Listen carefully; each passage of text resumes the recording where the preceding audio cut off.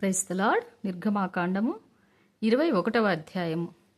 నీవు వారికి నియమింపవలసిన న్యాయ విధులేమనగా, నీవు హెబ్రేయుడైన దాసుని కొట్టిన ఎడల వాడు 6 సంవత్సరములు దాసుడై ఉండి 7వ సంవత్సరమున ఏమి ఇయ్యకయే నిన్ను విడిచి స్వతంత్రుడగును. వాడు ఒంటిగా వచ్చిన ఎడల ఒంటిగానే వెళ్ళవచ్చును. వానికి భార్య ఉండినెడల వాని భార్య వానితో కూడా వెళ్ళవచ్చును. వాని యజమానుడు వానికి భార్యనిచ్చిన తరువాత ఆమె వాని వలన కుమారులనైనను కుమార్తెలనైనను కనినేడల ఆ భార్యయు ఆమె పిల్లలను ఆమె యజమానుని సొత్తగుదురు గాని వాడు ఒంటరిగానే పోవలెను. అయితే ఆ దాసుడు, నేను నా యజమానుని, నా భార్యను, నా పిల్లలను ప్రేమించుచున్నాను, నేను వారిని విడిచి స్వతంత్రుడనై పోనొల్లనని నిజముగా చెప్పిన ఎడల వాని యజమానుడు దేవుని యొద్దకు వానిని తీసుకొని రావలెను. మరియు వాని యజమానుడు తలుపునొద్దకైనను ద్వారబంధమునొద్దకైనను వాని తోడుకొని పోయి వాని చెవిని కుదురుతో గుచ్చవలెను. తరువాత వాడు నిరంతరము వానికి దాసుడై ఉండును. ఒకడు తన కుమార్తెను దాసిగా అమ్మిన ఎడల దాసులైన పురుషులు వెళ్ళిపోవునట్లు అది వెళ్ళిపోకూడదు. దానిని ప్రధానము చేసుకొనిన యజమానుని దృష్టికి అది ఇష్టురాలు కాని ఎడల అది విడిపింపబడినట్లు అవకాశం ఇయ్యవలెను. దాన్ని వంచినందున అన్ని జనులకు దానిని అమ్ముటకు వానికి అధికారము లేదు. తన కుమారునికి దాని ప్రధానము చేసిన ఎడల కుమార్తెల విషయమైన న్యాయవిధిని బట్టి దాని ఎడల జరిగింపవలెను. ఆ కుమారుడు వేరొక దాన్ని చేర్చుకొనినను మొదటిదానికి ఆహారమును వస్త్రమును సంసార ధర్మమును తక్కువ చేయకూడదు. ఈ మూడును దానికి కలుగుజేయని ఎడల అది ఏమియూ ఇయ్యక స్వతంత్రురాలై పోవచ్చును. నరుని చావగొట్టిన వానికి నిశ్చయముగా మరణశిక్ష విధింపవలెను.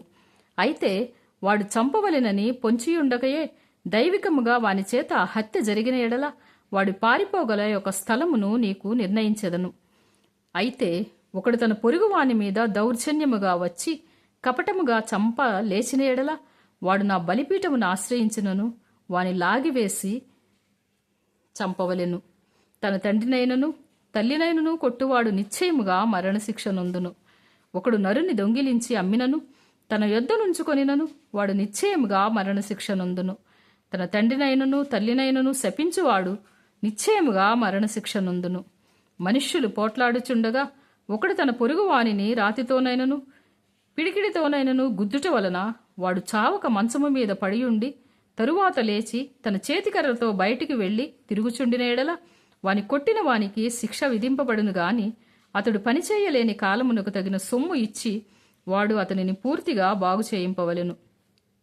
ఒకడు తన దాసునైనను తన దాసినైనను చచ్చునట్లు కర్రతో కొట్టిన ఎడల అతడు నిశ్చయముగా ప్రతిదండన నొందును. అయితే వాడు 1-2 దినములు బ్రతికిన ఎడల ఆ ప్రతిదండన అతడు పొందడు. వాడు అతన్ని సొమ్మే గదా.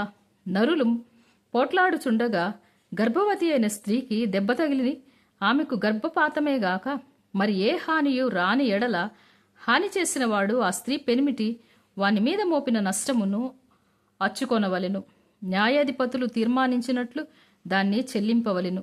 హాని కలిగిన ఎడల నీవు ప్రాణమునకు ప్రాణము, కంటికి కన్ను, పంటికి పన్ను, చేతికి చెయ్యి, కాలికి కాలు, వాతకు వాత, గాయమునకు గాయము, దెబ్బకు దెబ్బయు నియమింపవలెను.